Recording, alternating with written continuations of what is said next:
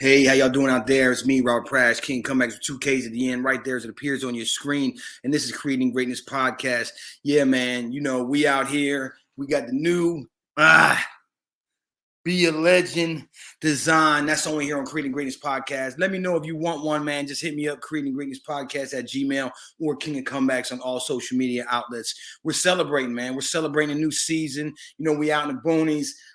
Didn't have internet for a while. You see looking a little crazy, man. We're going to get back on it, but that's not very important. What's important is the evolution. What's important is the brain frequency. What's important is the heart frequency. What's important is the continual striving to be the best possible self, the best possible version of what we can accomplish, man, and what we can be.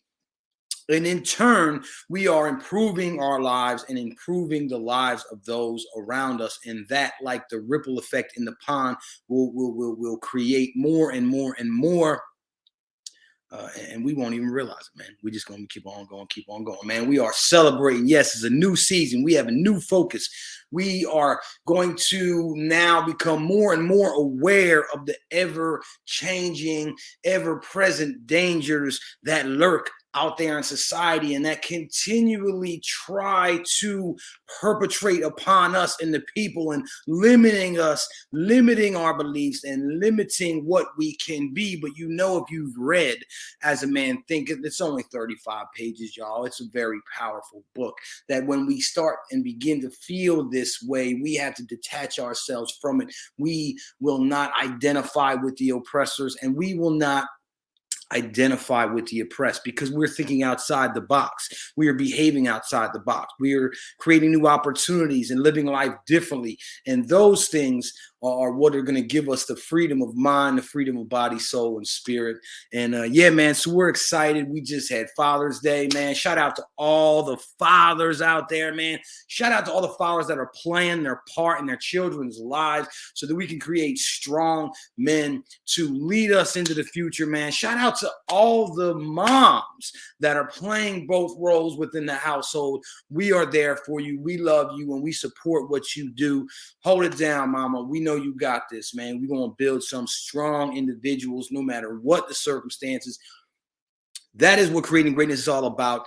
We are, yes, becoming more aware of the ever-present blockades and roadblocks and unnecessary red tape that are always in our way and they're always inventing new ways to put these things in our way, new ways to keep us down, new ways to keep us distracted.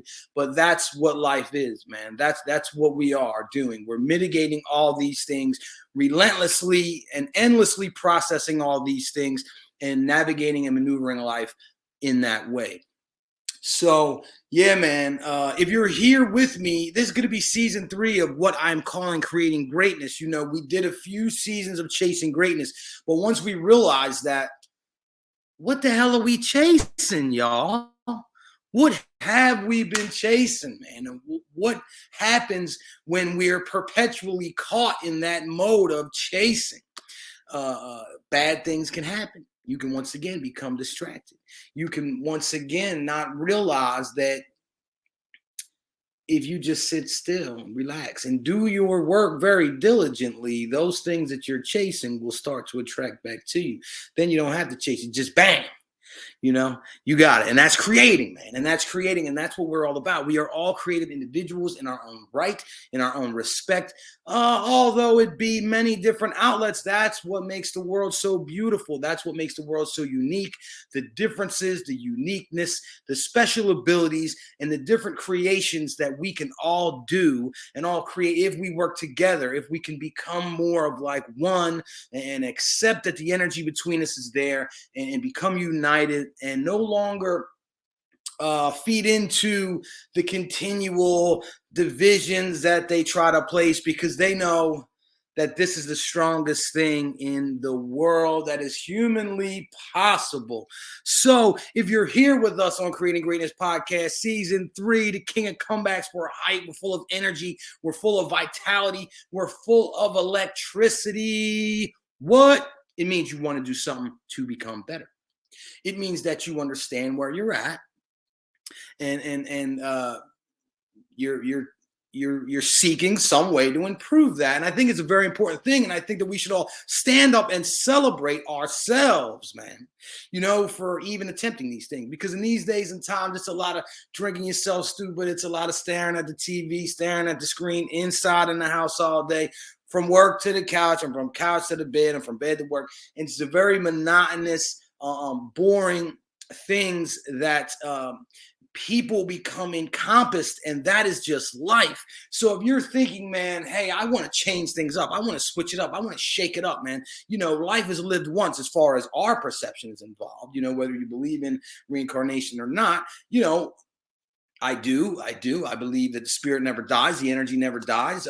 But this is the one that we have an awareness of. So, man, let's live it. Let's ride this thing until the wheels fall off. Let's shake it up. Let's do different things.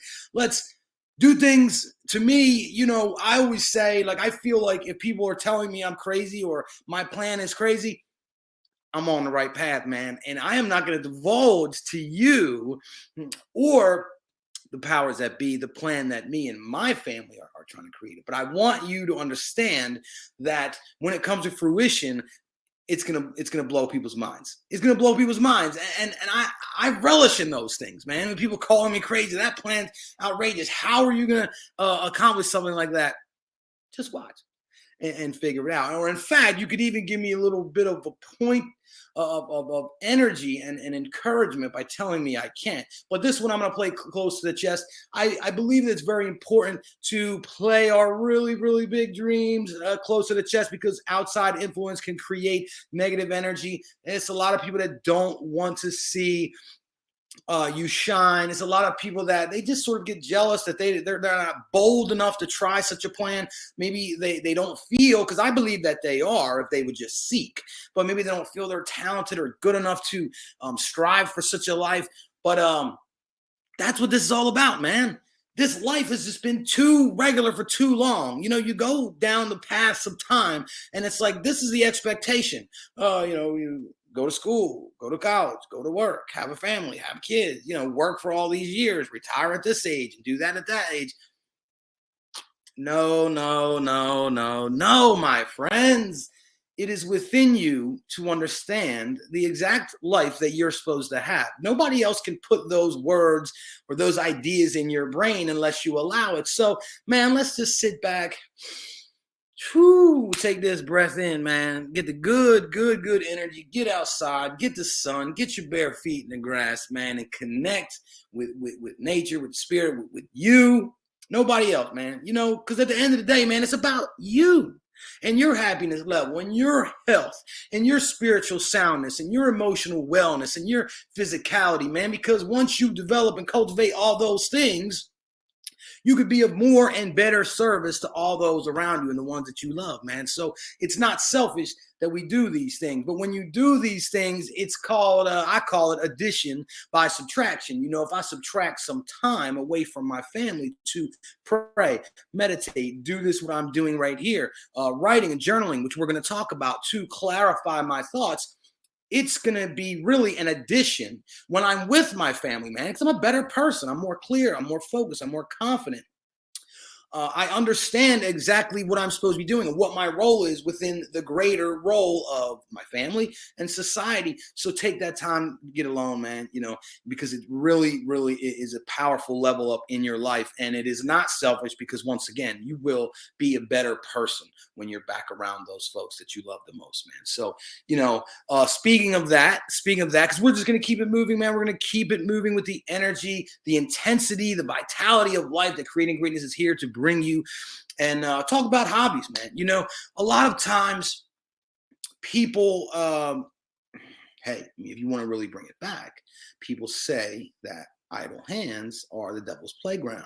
And I remember a time when I was of the mentality, when I idolized all things false, when I viewed everything as dark and destructive, as attractive. I viewed these dark, destructive things as attractive. They were attractive to me. I was feeding the wrong wolf that is within inside of me. There's a light and a dark, and we must accept the dark, but also work to bring about a balance. And maybe, feed that light a little bit more than the dark, because that's how we're going to push forward our energy, our love, are good, positive vibes out there to the world, man. But I remember, you see my hands now, I am a king. I remember there was a time where I thought, oh, it would be cool to put idle hand because I felt like I was an evil being, idle hand.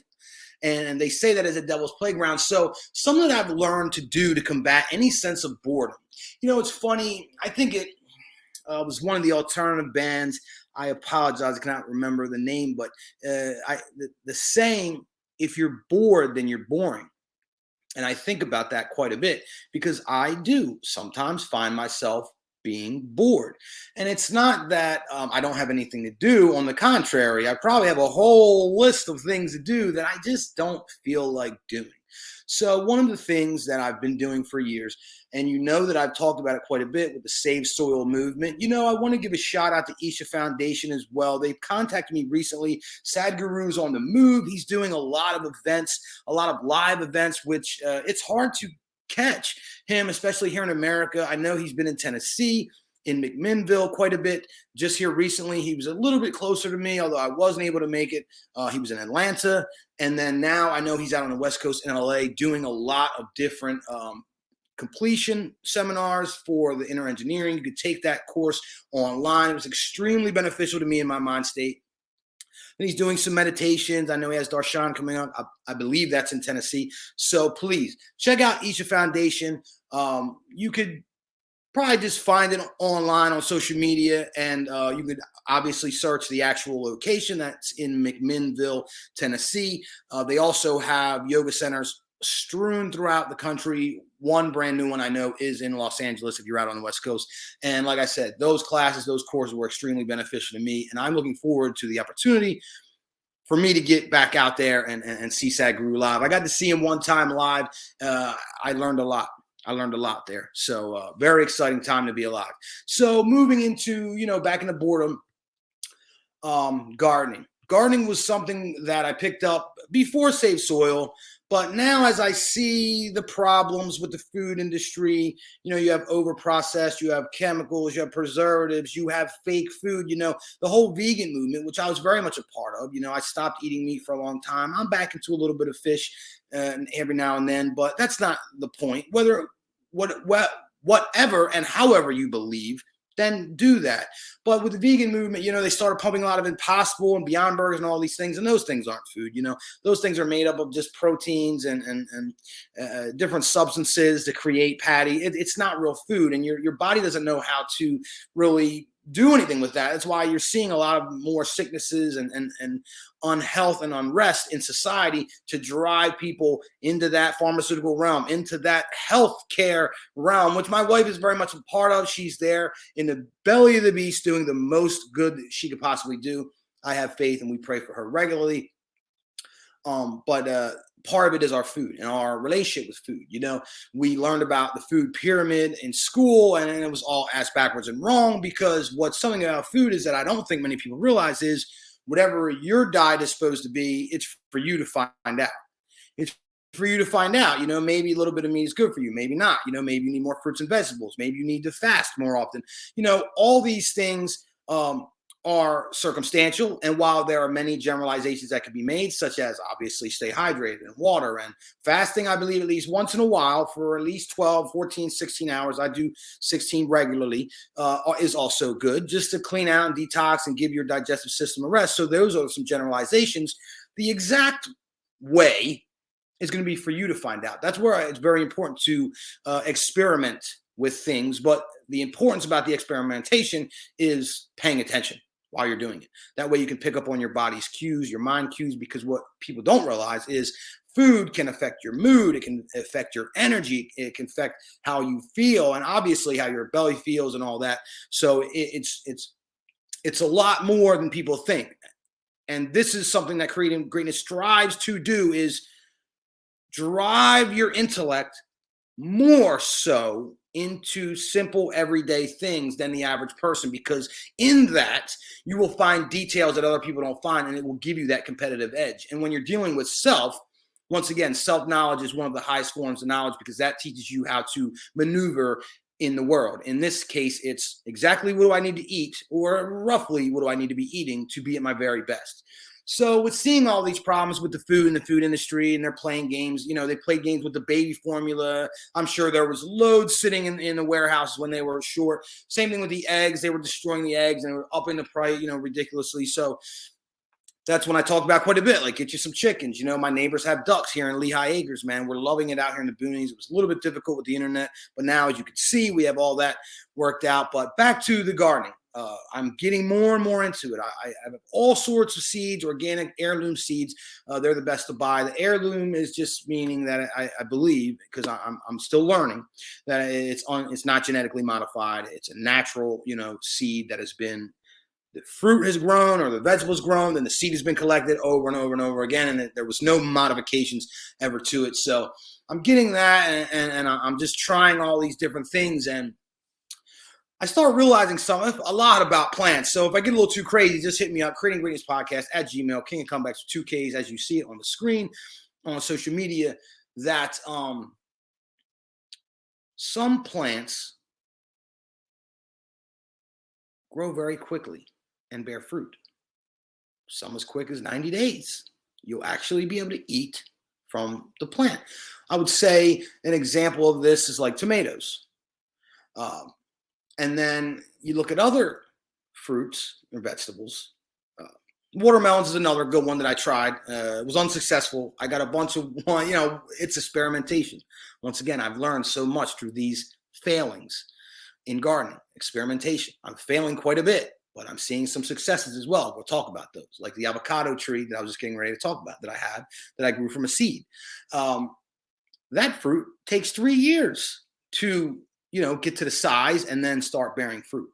And then you can move on to something like a coconut tree that takes 5 or more years to produce a coconut. And it seems to me, and this is my opinion, I like avocados and coconut, that the more coveted fruit, the more attractive fruit, the more tasty, delicious, wonderful fruit takes a little more time to manifest. So I'm speaking to the older folks out there right now, or I'm speaking to the younger folks that maybe they're seeing people their age doing all these wonderful things, and they're going, man, everybody's different, man. Everybody's different. Everyone's unique in their own way. And it took me, 35 plus years to figure a whole lot of stuff out, man. And here I am at 43, still figuring it out. But I have bloomed. I have arrived. I'm accomplished. I'm continually striving for more. So don't get discouraged, man. If you're 25 years old listening to this, 35 years old listening to this, 45, 55, whatever age you're at, and wherever you are, whatever level you are, there's always somewhere to go. There's no starting point, man. I wrote this down, and I apologize for not remembering exactly how I wrote it down. Maybe I'll pick it up later, but I'm going here, so I want to keep it moving. Is that, there's no starting point, or any point is a starting point. What there is there's no finish point, because no matter how high you've reached, no matter where you are in life, if you follow the theory of continuous improvement, you're still alive. Then why can't you get better? And each one of these stepping stones is something that can get you higher and higher and higher, because now, once again, you can reach higher. You can accomplish more. So don't get discouraged if you're not where someone else is at. Let's not play the comparison game. Any point is a starting point, and there is no finishing point. We take things in our life, once again, driving our intellect into daily, regular, average events, deep diving into these things, man, taking things and improving upon them. Anything in your life, this bedroom that I'm sitting in, we moved in. The guy had antiques everywhere. It was a nice base. It was a nice base. We took some of the antiques that we didn't like. We added some modern stuff. We kept the antiques that we did like. We took something, we built upon it, and now it's a wonderful, beautiful room. Maybe you could take a little look at it, and we just set it up. We hooked it up, man. And that's the same thing with life. It's the same thing with anything in life. Like me, person who knows where I'm at. Once again, there's the starting point matters not. I'm still alive. I'm still breathing. Now let's break down the aspects of me. Where can I improve? Where am I really messed up at? take it and begin to improve upon it. Drive your intellect into the tiny aspect for a moment, just to pick out a few things that you could do differently, maybe some things that you can eliminate, maybe some things that you can add. And then you took that thing and you've improved upon it. Little things become big. That's the whole key to not getting overwhelmed, or that's also the key to not having small dreams and small goals, because small dreams, small goals are safe. You know that you can accomplish them, or you're pretty sure. No, man, set your sights high, set them for the stars, and then break down the ultimate goal to many small, tiny little increments, and watch those small things turn big. For instance, this room that I was just talking about, some of the stuff was really old. No one had lived here for a year. There was dust and cobwebs in the corner. Like I said, some of the antiques had bad energy. I'm in here saging. I'm doing all these things. So in the beginning, it was overwhelming. I had plants that I wanted to add to lighten up the area and freshen up the vibe and uplift the oxygen level in the home. I had low light. I had to deal with a lot of things. In the beginning, it was like, and this is just one room. And that's what I mean by breaking things down so incrementally to be able to accomplish something. It's like, I've also gotten out to the yard. That's done. Some rooms throughout the house are done. But if I looked at that whole thing, I would have been like, no, I'm not even moving there. We're going to go somewhere else. That's already set. But part of this whole thing of life is wanting the room to create and grow. We moved into so many move-in ready places through B&Bs across the country when we've been working, is that everything's set. TVs were supposed, beds were supposed, this was supposed, everything's set, and you just go into sort of a cookie cutter situation, something that I loathe. But it was nice and it was luxurious, so you don't mind and you do enjoy it for what it's worth. But I have a lot of children, and our house is going to be lived in. There's going to be certain areas that are not perfect. So it was like sort of just dancing with it, picking little pieces here and there, taking one little step, getting the kids involved, getting them in the corners, vacuuming out, dusting, wiping everything down with the orange oil, man, getting it smelling good in here, the wood shining, shining up the mirror like behind me. And then now all of a sudden you're in this beautiful harmonious play. I got the plants behind me looking good. Let me see if I can get you a nice little shot of that. I got that one, and oh well, I can't get the angle on it, man. But we got to set up good, Boom, there you go. Little. All right, so it's not so good. I can't get it like I want, but you guys get the point. So take these things, man. Take these things in your life, whether it be a room, physical room, or a room in your mind. Start cleaning it out, one thing at a time. It's the elimination of some things, the addition of other things, and that creates the harmony that we're talking about. So, yeah, I thought that was interesting. And another thing about gardening is, and then I'll move on because we're going to get to the self-improvement. Although this is part of it, because it's not just about gardening; it's about any hobby, man. I talked to this guy the other day. He did trains, and while no offense, guy, if you're listening, I think it's very silly. But who am I to judge, man, what you do? He builds the models, he builds the tracks, and it's got to be a very creative outlet, a very focusing outlet. And my mom was talking about this. Shout out to Mom Dukes. We love moms. And she got like a paint by numbers thing, and I thought, wow, man, not for me again. Okay.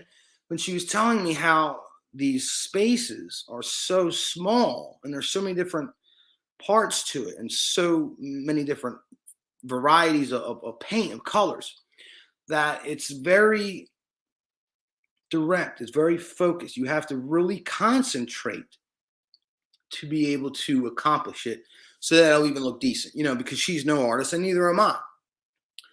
So something that I learned, once again, through experimentation and failure to gardening is like I killed so many things. I killed so many things, not because I didn't have a green thumb, because by nature, and I'm sure a lot of you can feel it, especially when I first start the podcast, I'm very excited and passionate about what I do and intense. I can be very forceful. And throughout my life, it took me a long time to learn how to be gentle.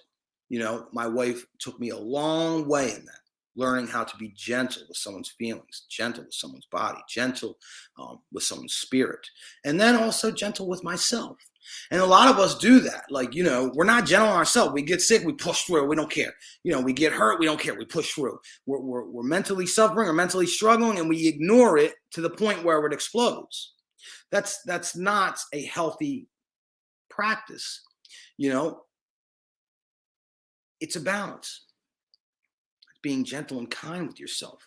But then, like, I don't know how else to put it, but like not being a bitch. You know, it's like being tough and strong, but still being able to recognize when something is serious enough where you need to be a little gentle with yourself, a little more kind to yourself. For instance, a lot of people do this when they make mistakes, or they fail. Like, don't be hard on yourself for failing, because that means you were trying, man. And if you're failing, all you have to do is pay attention, and guess what? You learned. I mean, everything that I've ever done in this world, I failed at several times, but I paid attention. And I go, not this time. You're going to get me this time. Not with that, not with that. And every time you get a little further, even like in a video game, man. You know, I do these like intense challenges. Like right now, I got to give a shout out to this game. God of War Ragnarok, coolest game ever. I mean, I'm not a young gamer. You know, I'm 43 years old. I play maybe half hour, 45 minutes a night at the end of the day when everything on the do list is done. That's my leisure. But even in my leisure, I'm focusing hand-eye coordination. I do these intense challenges on this game. And it helps with the hand-eye coordination, and it helps me get better in that way. But, excuse me, I lost my train of thought. But as we're going back to slowing down and being Zen, I killed so many things out there by being too forceful, not being gentle with things. And as I come a long way, once again, continuous improvement, there's always somewhere farther to go, somewhere higher to reach. So as I'm dealing with different plants and smaller plants and seedlings and trying to repot them and really having an interest in these plants growing, like I really want that to happen, my focus intensifies and I'm able to slow down. It's weird how hard this is for me, but this practice has helped me in many things. And this is why I encourage people to have a hobby. That way the boredom is erased because you enjoy doing it. I enjoy doing it. Maybe I don't want to do the podcast. Maybe I don't want to work on the book. Maybe I don't want to play God of War like I was just talking about. But I love doing that. So there's always something for me to do out there. And through that practice, I've really become more Zen, or just being able to slow down and narrow my focus and really, really settle down, which is extremely difficult for me. So once again, we need to find the things that are difficult for us, find the things that we have a natural aversion to. I'm all go all the time, and work on those things. That's how you turn weaknesses into strengths.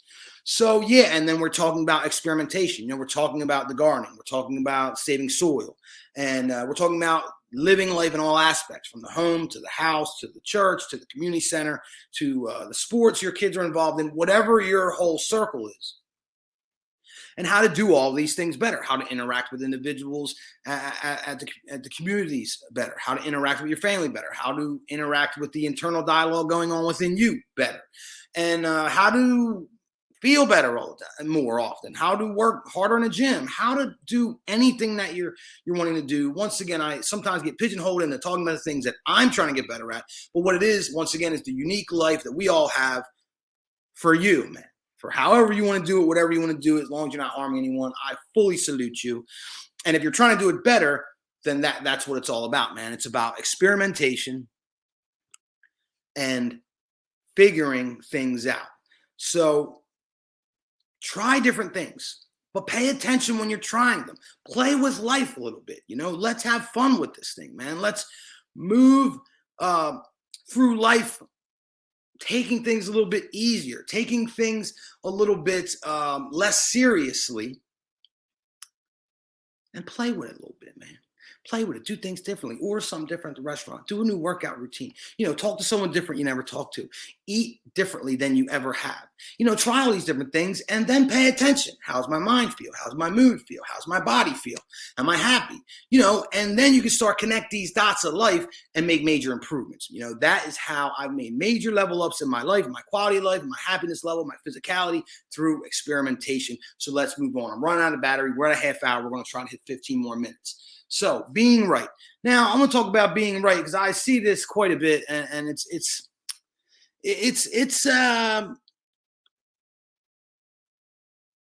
pretty weird seeing this because I'm guilty of reading the comment box. And what I see in this comment box is people getting really aggressive towards people with opposing views.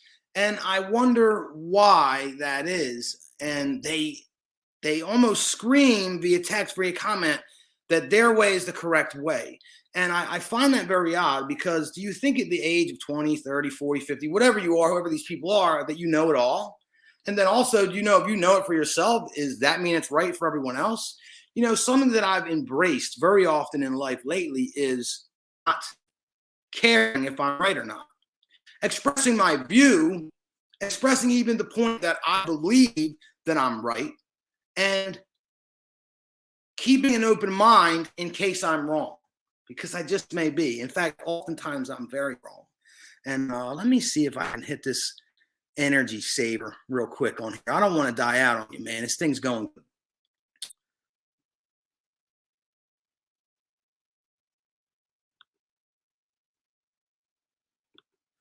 All right. I don't know. It may hang up. I'm going to post this thing because I feel like a lot of value has been in this.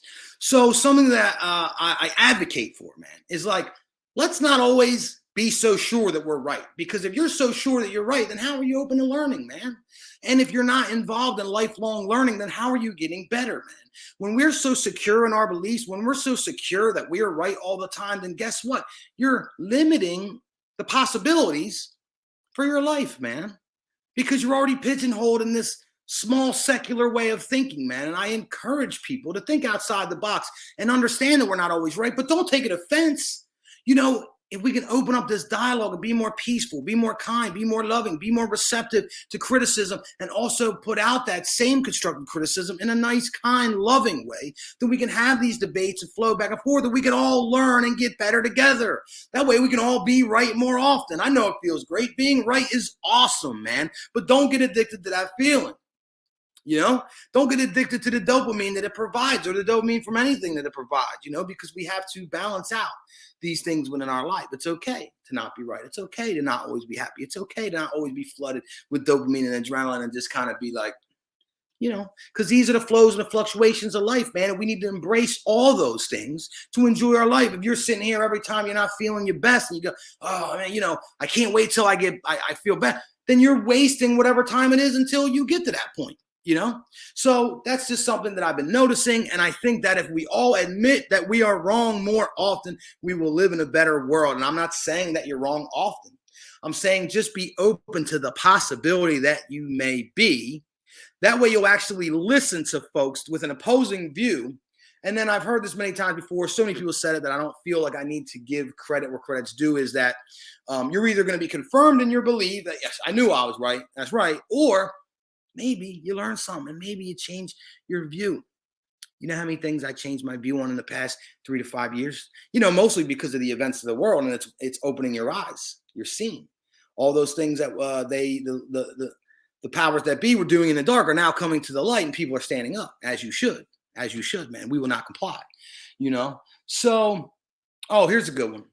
Seeing through problems in relationships, man. We all have them, whether it's mom and dad, kids, spouse, whatever it may be. We all have problems in relationship. And I feel like part of the problem with people not finding a person is because you're looking for perfection.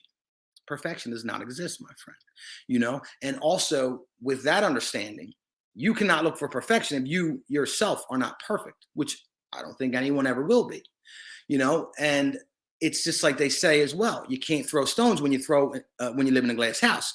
And I feel that way about the things that I'm speaking about as I get more and more into the realm of what's happening out there and how it relates to us, it's like, well, I got to get myself in order first. You know what I mean? Before I start throwing shots, I got to get myself absolutely under discipline, under focus, under, integrity, under the behavior that I want to put forth out into the world, the behavior and the ideologies that I would like to see out there in the world. And I have to get myself in order with that, man, and it's the same thing when you're well, in friendships and parents and all these things, it's different. But with a spouse, especially, it's like, why am I looking for someone perfect when I am not perfect? Why am I judging people based upon past, who they've been with, whatever, and when I got a past that I don't even want to speak of? So it's like accepting people for what they are. If in the present, it's all working. And then going from there, it's like we all need work. So here's the difference. Is the person got all this stuff with them and they're not willing to change, then I wash my hands of it. I can forgive anything. I can accept anything in an individual if they are committed to change, if they are committed to work. And when I found my wife, she had her shit with her as I had mine with me. But we seen that in each other. We seen the possibilities, the potential, and we knew that we could work around all the other things because we both knew that each other was dedicated to change and committed to excellence in our lives. And that is something you could definitely build upon. So stop holding people these perfect, rigid standards, man. Just deal with people that are willing to change, willing to adapt, willing to grow, willing to work on themselves to be in your lives. Because remember, the only people that deserve to be in your life are the people that want to be there, the people that put in work to be there, the people that are receptive. They listen, you listen. They talk, you talk. You exchange ideas, they exchange ideas. And once again, we build and grow together, create that ripple effect in the pond as we speak about so often. And consuming responsibility, I want to kind of start wrapping this thing up. So that's something that's going to take a very long time. But real quick, consuming responsibility. Consuming responsibly. We're talking about TV, man. You're watching TV all day and you're consuming that, man. Watch what you're watching. Watch what your children are viewing. Consuming responsibly also relates to like food. We talked about that earlier. All things going on with the food. Make sure you're like getting in the garden, growing some food, buying organic, checking the ingredients list because they're very, very sneaky. Cleaning products are a big one. If you listen to my podcast, Everyday Excellence series with my friend Dave, he talks about how he was a professional cleaner. And just from inhaling these things on a regular, he's now dealing with a very serious lung disease. And these things are ever present in our world. Check under your cap, probably some of these things in your house. So, I know some of the plant-based things are not as effective.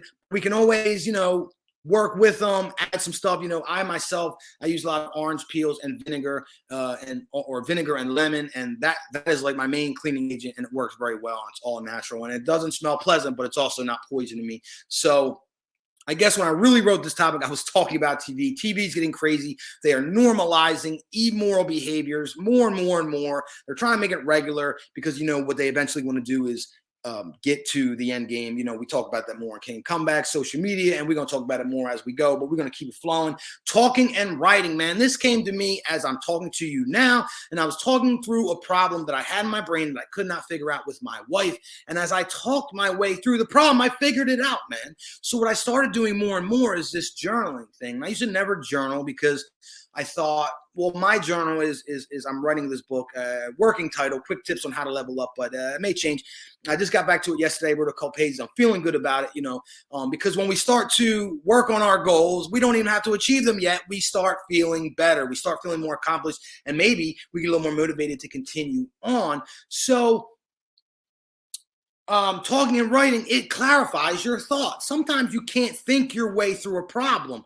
Although I would encourage you to try to examine problems from multiple different angles, but bouncing it off somebody, not like-minded, but someone that loves you enough to listen to you and respond to you in an honest way really helped me work through some major problems in my life. And then when I don't always have that outlet, wifey's at work, whatever, I do talk to my children about it, although they're young, because I want them to learn life skills. I've been writing them down, writing it out. And it's really helped me clarify my thoughts, clarify my position in this world, understand who I am and what I'm supposed to be doing here very much more securely. And that, my friends, is a powerful antidote to the chaos in this world, man. So please think through your problems, examine them from different angles, talk them out with a trusted friend, and then get to writing them down, man. Get yourself a cool, like, little journal notebook. Don't do it on the phone. Put it down.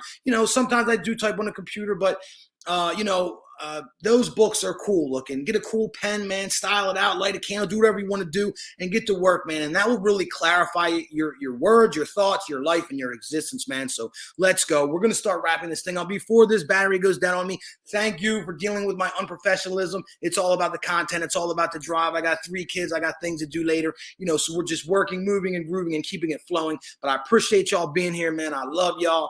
And let's see. Be a king. We're going to do this last one, man. We're going to do this last one. Have you seen the reel that I did on social media, Facebook? My name is Robert Michael Prash Jr. Don't forget the Jr. And King of Comebacks with 2 Ks at the end, like you see here on your screen. But I was talking about being a king, man. Being a king, being a boss. Everybody want to be a boss. Everybody want to be a king. Everybody wants to be in a position of power. And that's cool, man. We are all worthy. We should all aspire towards great things, and you can get there, man. But what I'm saying is, stop looking at the artificial. Stop looking at the way it's perceived in society. Luxurious accommodations, fancy cars, jewelry, and all these things. Prominence in society. That's not what it's all about. I'm not saying for you not to pursue worldly things and riches, because those things make us more impactful in this world. They give us a position of power to then share the light.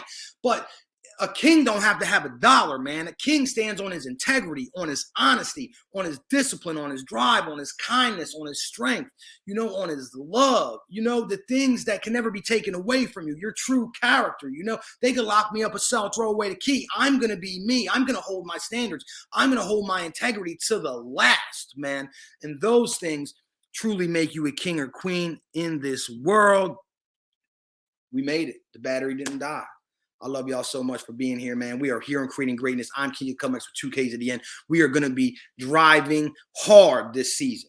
Driving hard, man, to become our best selves. It don't never stop. It's never going to stop. Make sure you join me again. Creating Greatness Podcast.